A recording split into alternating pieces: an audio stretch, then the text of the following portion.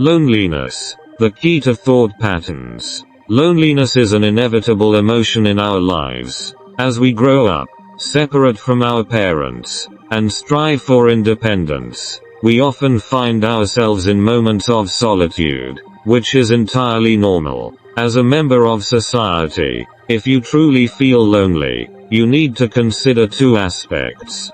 First is your personality. A reclusive nature can lead to a sense of loneliness in life, depending entirely on your inner world. The determining factor for this emotion is your thought patterns. If you can't change your habitual thought patterns, loneliness may accompany you for a long time. To overcome loneliness, the key is to change your way of thinking, opening up to the outside world, establishing connections with others, and finding common ground are effective ways to alleviate loneliness. Don't let ingrained thought patterns constrain you. Embrace change, and let interpersonal relationships become bridges to enrich your life.